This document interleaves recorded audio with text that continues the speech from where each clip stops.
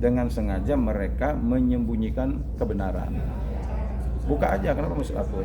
Ya, ini kan akhirnya apa? Ada orang tersiksa nih. Dan saya beserta teman-teman sepanjang saya dibutuhkan, saya akan tetap terus mengejar agar supaya 7 terpidana ini bisa mendapatkan keadilan. Oke, Bang, ini kan juga ada kabar gembira kan disorot ya petinggi-petinggi yaitu Menkumham dan juga Presiden kita yaitu Prabowo, juga nanti ada evaluasi soal penahanan yang kita anggap kapasitasnya sudah tinggi dan nanti juga ada revisi akan dikeluarkan atau juga ada pertimbangan untuk dibebaskan. Gimana, Bang? Iya, kalau seandainya dari dulu itu sebenarnya ya, kalau saya mau kritik ya, penegak hukum ini jangan asal ngomong doang. Dulu juga waktu kebakaran lapas, akibat apa katanya? Kan melebihi kapasitas, overload. Kenapa? Karena banyak pengguna narkotika itu yang seharusnya direhab tapi dimasukin penjara. Nah, kemarin juga saya sempat mengomentari itu pada RM itu bersama Marjoni. Saya mengatakan kan pengguna narkotika itu adalah orang sakit. Orang sakit solusinya berobat supaya dia sembuh. Kalau dipidana, orang nanti ketangkep lagi. Nah, sekarang kalau umpamanya semua sudah mengatakan akan memberikan kemudahan atau solusi-solusinya ini. Tapi bagaimana orang-orang yang sedikit-sedikit masuk penjara? Kalau seandainya orang ini pelaku tidak pidana, oke lah. Nah, banyak orang masuk penjara ini sebenarnya tidak memenuhi unsur juga, akhirnya masuk penjara, ya kan? Nah, maksud saya begini, saya sekali lagi menyampaikan, saya mengkritik agak keras juga, jangan cuma asal ngomong doang, buktikan kalau memang benar-benar ingin menegakkan keadilan ya. Nah, keadilan sosial bagi seluruh Indonesia ya, seluruh Indonesia juga. Ya memang overload semua. Kenapa? Kadang-kadang perkara nggak memenuhi unsur dipidana orang. Ya, saya sering lagi lah. Saya ini sekarang ini jadi pengacaranya Rasman. Banyak orang mengatakan bahwa kok Bang Retno mau jadi pengacara Rasman. Saya ini bukan membela Bang Rasman melawan Hotman Paris, tapi membela Bang Rasman sebagai pencari keadilan melawan oknum-oknum hakim yang selalu yang bisa kita temukan sering sekali menjatuhkan putusan yang menurut saya ini putusan yang nggak baik gitu, yang tidak bermanfaat. Contohnya apa? Vina Cirebon, 7 terpidana sekarang masih di dalam. Ada juga Ronald Tanur tuh di Surabaya yang meninggal, ada korbannya, pelakunya ada, alat pemukulnya ada, CCTV ngerekam ada, mobil nabraknya ada, semuanya ada, komplit, dibebaskan. Tidak lama begitu diselidiki ada uang tuh, penuh uang semua itu dari tahun 2010 sampai 2024 main uang itu sampai 1 triliun. Nah, artinya kalau saya lihat dari keterangan dari media 2010 sampai 2024 hampir 1 triliun uangnya akibat suap menyuap. Berapa banyak putusan-putusan pengadilan yang sebenarnya didasari memutus perkara itu hanya karena uang. Apa enggak hancur kita kan? Itu bukan hanya uang hampir 1 triliun, itu bukan hanya perkara Ronald Tanur doang. Dia katanya dari 2010 sampai 2024 ketangkap, uang jumlahnya hampir 1 triliun. Nah, bisa dibayangkan nggak berapa banyak putusan pengadilan yang diputus hanya berdasarkan uang. Nah, ini yang semangat saya ketika saya melihat ada orang tidak mendapat keadilan, semangat saya untuk hadir di sana secara langsung menyaksikan benar nggak putusan pengadilan ini benar-benar dilahirkan berdasarkan hati nurani dan keadilan. Oke, Abang menyebut kata semangat, tapi juga ada kabar gembira juga ya kan. Semangat itu juga kakak dari Prabowo juga sudah menyorotin ya kan perkara Qasim. Iya, dan Wamennya sendiri juga juga berbalik bahwa memang juga ada pesan dan ada arahan dari keluarga atau kakak dari Prabowo sendiri. Gimana? Iya, saya selalu menganut begini ya. Kalau seandainya ada orang yang mau mengungkapkan kebenaran dengan tujuan melahirkan keadilan, silakan apapun lakukan. Bahkan menurut saya, kalaupun namanya mesti buat aturan baru, silakan buat aturan baru. Kenapa? Demi menyelamatkan orang yang tidak bersalah. Contohnya seperti Sengkon dan Karta. Dulu belum ada PK. Karena dia tahu bukan pelakunya, artinya bikin terobosan.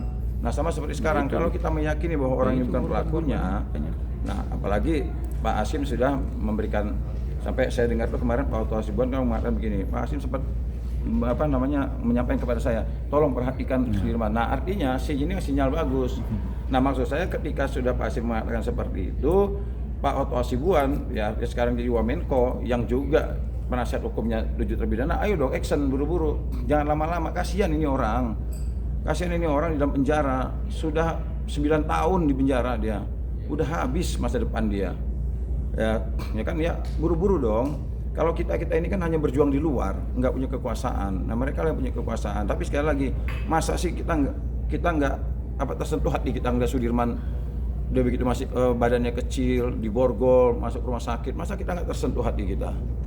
Tapi kata kasihan itu sebenarnya untuk membebaskan itu dengan cara apa bang? Maksudnya saya juga belum paham. Nah tadi kan saya katakan, kalau kita ini mau melahirkan keadilan ya, mengungkapkan kebenaran, semua bisa dipakai caranya. Apa tuh? Ya, contohnya bisa aja ajukan PK kedua atau Wamenko ngomong dong sama Bang Yusril, ngomong sama Pak Prabowo, apa yang harus dilakukan? Apa abolisi? Atau apa? Ya artinya banyaklah caranya. Banyak cara kalau seandainya begini loh. Kalau kita mau mengungkapkan kebenaran, melahirkan keadilan, apapun bisa dilakukan. Ya. Nggak ada hukumnya, bikin aturan hukumnya. Kenapa? Demi menyelamatkan orang tidak berdosa, tidak bersalah. Tapi kan ini perkara ada yang meninggal loh bang. Ya meninggal kan tidak bisa dibuktikan apakah dia meninggalnya karena kecelakaan, apa pembunuhan. Dan yang jelas begini, yang jelas jaksa, penuntut umum dan pengadilan tidak bisa membuktikan bahwa mereka ini pelakunya atau bukan. Itu aja. Saya tidak mau membahas masalah apakah ini dibunuh atau kecelakaan, nggak mau. Tapi yang jelas untuk membuktikan mereka pelakunya tidak ada satupun alat bukti yang mengarah ke mereka pelakunya, nggak ada. Kan kasihan dong orang ini. Oke, kalau bicara ada PK ditolak, yang kita anggap DPO itu harus gimana bang? Ya kalau seandainya mengikuti aturan 3 DPO harus dicari. Tapi kan permasalahan yang nyari kan pihak kepolisian. Pihak kepolisian sudah menyatakan dianulir, katanya asal sebut. Nah kalau asal sebut berarti asal BAP, asal nuntut, asal putus. Nah ini kan asal-asalan semua. Cuman asal-asalannya ini akhirnya ada orang loh, ini orang tersiksa loh ini. Hak asasi manusia. Ini orang tersiksa sampai seumur hidup. Kapan habisnya hukuman ini? Sampai mati dari situ. Masa kita bisa, yang saya bingung loh sama penegak-penegak hukum ini ya. Ya kepolisian, kejaksaan, hakim. Kok bisa gitu makan enak, tidur nyenyak? Ya saya jujur aja, saya sendiri yang saya ini bukan siapa-siapa. Bukan saudara saya itu 7 terpidana. Tapi kemarin ketika saya melakukan gugatan, saya daftarkan gugatan, ini organisasi saya ini melarang saya loh. Kenapa? Resikonya besar. Andai kata saya ada apa-apa, siapa yang menolong saya? Saya sidang sendirian loh. Beberapa kali saya sidang sendirian, rekan-rekan saya nggak hadir. Yang saya hadapi ini Kapolri yang saya gugat loh. Pucuk pimpinan tertinggi di kepolisian. Polda Jawa Barat. Dengan segala risikonya. Memangnya saudara saya bukan. Tapi saya merasa ilmu pengetahuan saya, harta yang saya miliki, pasti saya meyakini akan dimintai pertanggungjawabannya. Dipergunakan untuk apa, ya didapatkan dari mana, saya tahu. Pasti saya dimintai pertanggungjawaban. Makanya saya berusaha menggunakan harta dan ilmu pengetahuan saya agar bermanfaat bagi manusia yang membutuhkan. Jadi intinya 2 substansi, abang membela Rasman bukan berarti teman atau lawannya. Bukan, sekali lagi saya bukan membela Bang Rasman orangnya. Ini kan gini, secara hukum tersangka terpidana terdakwa itu adalah pencari keadilan. Nah saya adalah seorang advokat. Jadi nah ketika pencari keadilan meminta seorang advokat untuk didampingi, ya itu ada kewajiban bagi advokat untuk mendampinginya. Hanya saja kebetulan pencari keadilannya namanya Rasman Arif Nasution. Ini kan hanya itu aja. Sekarang pertanyaan begini, saya ini advokat ya. Andai kata, coba teman-teman nanti masyarakat lihat nih. Lihat di televisi ada perampok ditembak sama polisi. Bahkan ada yang sudah mau meninggal. Begitu di bawah rumah sakit, dokter boleh nggak? Ini Pak perampok, Pak penjahat, kalau usah di ini kan biar aja mati. Boleh nggak? Nggak boleh.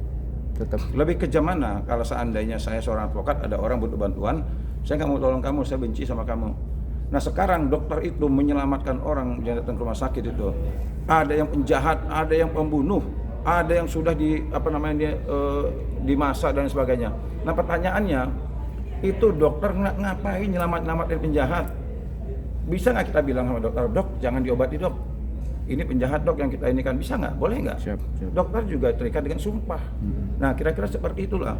Ketika ada orang datang sama saya minta dia didampingi, minta dia dibela, dan orang ini menurut saya memang pantas untuk dibela, hak-hak dia ya saya perjuangkan. Iya, bedanya Nah, dengan inilah tugas fungsi kita, sumpah profesi kita gitu. bedanya dengan Pina yang mencari keadilan dong. Gimana? Beda dengan kasus yang 7 narapidana minta keadilan Ya dari ini sisi. kan kayak Pina ini kan, kayak kalau seperti Pina ini saya menganutnya begini, ketika kita melihat secara langsung bahwa ada putusan pengadilan yang menjatuhkan hukuman kepada orang atas ketidakadilan bagi mereka yang tidak melakukan kejahatan, apa sih yang kita harus lakukan? Media silakan kerja dengan medianya, netizen dengan pulsanya, dengan kuotanya, pengacara dengan ilmunya, orang kaya dengan uangnya. Pokoknya kita semua ini bisa jadi penegak hukum sepanjang kita menggunakan harta dan ilmu pengetahuan kita demi penegakan hukum.